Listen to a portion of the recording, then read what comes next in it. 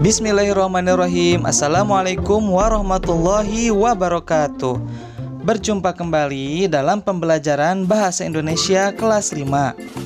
Baik, pada kesempatan ini kita akan membahas peristiwa dalam cerita dan kalimat ajakan.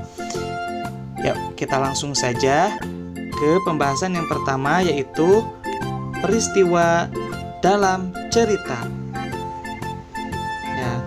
Urutan peristiwa dalam cerita itu ada beberapa. Yang pertama ada alur maju. Apa yang dimaksud dengan alur maju? Alur maju adalah jalan cerita yang dimulai dari rangkaian peristiwa awal sampai peristiwa akhir. Yang selanjutnya alur mundur, yaitu jalan cerita yang dimulai dari rangkaian peristiwa akhir kemudian berbalik ke peristiwa awal. Dan yang ketiga ada alur gabungan, adalah jalan cerita yang merupakan gabungan antara alur maju dan alur mundur. Nah, peristiwa penting atau alur dalam cerita itu ada beberapa. Kita lihat ada apa saja. Yang pertama ada peristiwa pembuka.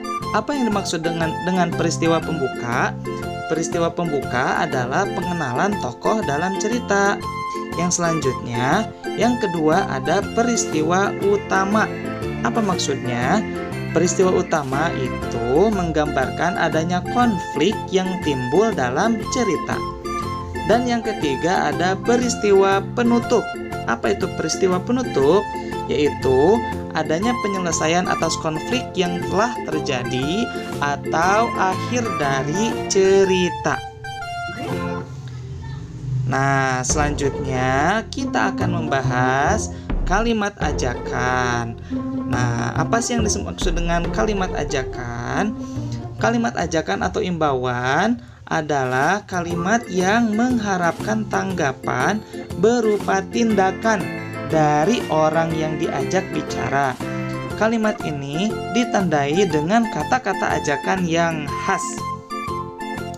Nah, kalimat ajakan termasuk ke dalam jenis kalimat perintah. Alasannya, karena kalimat ajakan mengandung unsur memberikan perintah kepada seseorang untuk melakukan suatu hal. Nah, kalimat ajakan juga bisa berupa imbauan, kampanye, atau ajang promosi sesuatu. Kalimat ini biasa dipakai dalam promosi, iklan, slogan, atau kalimat ajakan yang lainnya. Ciri-ciri kalimat ajakan.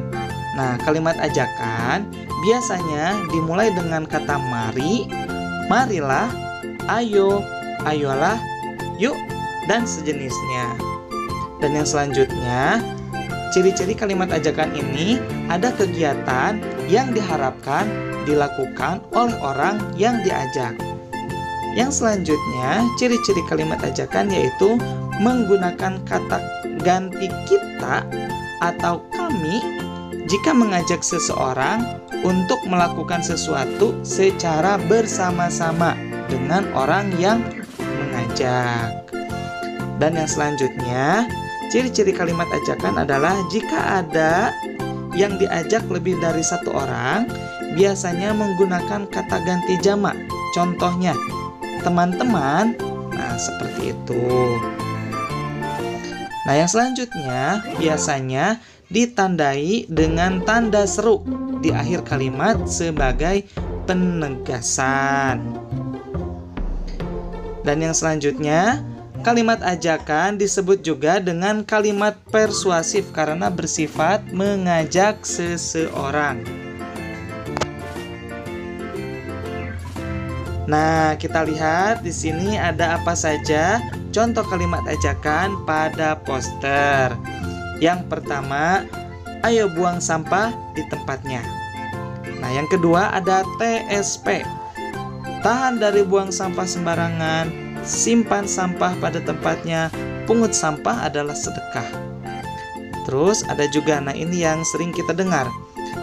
Stop pemanasan global, save the earth. Terus, mari menanam pohon. Dan yang terakhir, laki sholatnya di masjid, jangan mendungu. jangan menunggu jadi aki-aki. Nah, itulah contoh-contoh kalimat ajakan pada poster. Sekian dulu kalimat ajakan dan peristiwa dalam cerita untuk materi pembahasan pada hari ini. Sampai jumpa di pembahasan bahasa Indonesia materi selanjutnya. Wassalamualaikum warahmatullahi wabarakatuh.